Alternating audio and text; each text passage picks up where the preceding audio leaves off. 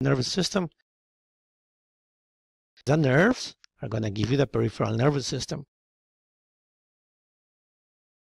The brain and spinal cord, that's going to be the central nervous system.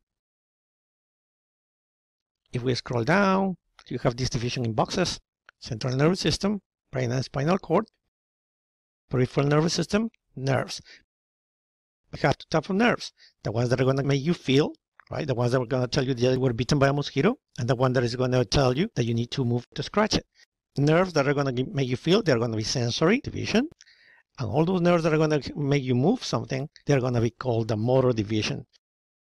The nerves that help you move the muscles that are attached to your skeleton, that's going to be called somatic motor. The ones that make you move your heart, visceral motor, because they're inside of you. Sensory, they're going to make you feel. So if you got bitten by a mosquito, then you know that's in your skin.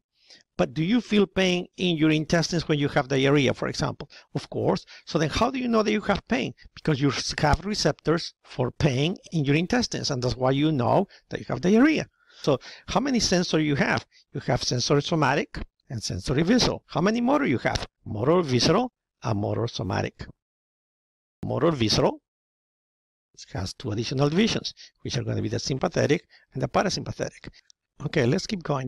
The neuron. The neuron has the body, all this part right here, and it has extensions. These extensions that are smaller, dendrites. This long extension is going to be called axon.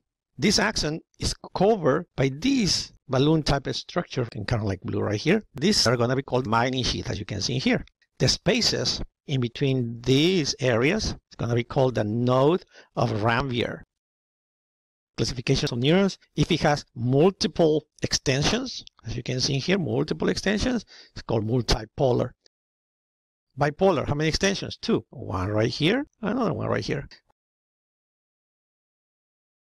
Which one is this one? If it has only one extension, unipolar. Okay, the next topic is supportive cells. We said that the cells that you find in your brain are going to be the neurons. Well, in addition to those cells, there are other cells that the main job that they have is just to support the job of the neuron. For example, if there is an infection in your brain, the neuron doesn't fight the infection. Other cells will do that.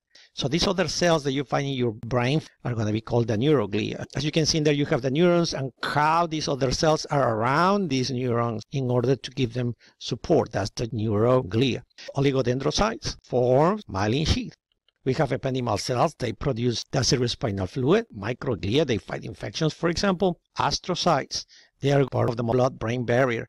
So we said some of the functions of these cells is to produce myelin. Myelin is very important for the speed at which the information is going to be transferred from your body into your brain and from your brain into your body. So the myelin wraps around the axon, as you can see here. This provides you myelinated and unmyelinated neurons.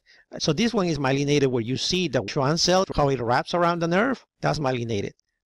This one right here is considered unmyelinated. The main difference, one of them is faster than the other when it transfers the information. Which one is faster? The myelinated. Which one is slower? Unmyelinated fibers.